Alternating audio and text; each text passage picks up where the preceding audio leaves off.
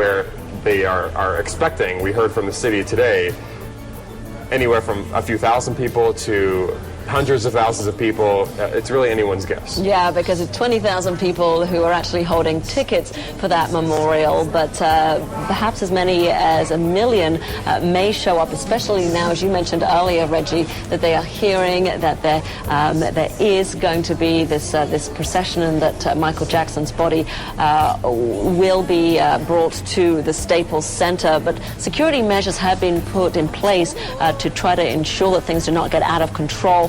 Concrete barriers, for example, have been installed around the Staples Center. The area really being closed off to those without a ticket or media credentials. Members of our CNN team saying that as they have gone to these very sensitive locations, such as the cemetery, they have been constantly checked to ensure that they have the ticket, they have the wristband to give them permission to actually be there.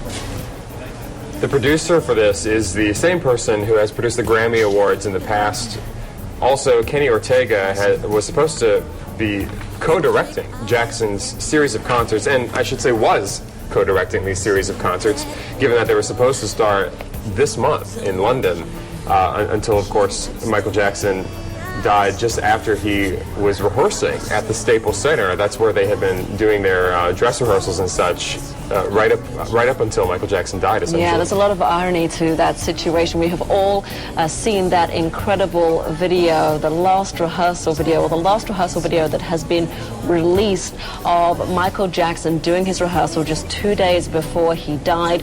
Most people who have watched that video have said, this is incredible. How could a man who looks fit enough to be going through this dance routine actually have died 2 days later? And of course the investigation continues into his death, still being called a death investigation at this time, even though a number of agencies are involved, and there it is, that particular focus on the prescription drugs that Michael Jackson may have been taking at the time of his death. So on the left-hand side of the screen, you're watching the Staples Center.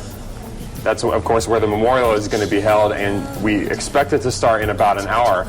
On the right-hand side of the screen, you'll see another live shot. This is of the funeral procession, and you'll see that they obviously have one half of the highway there closed off for this procession. The other half, you'll see normal traffic.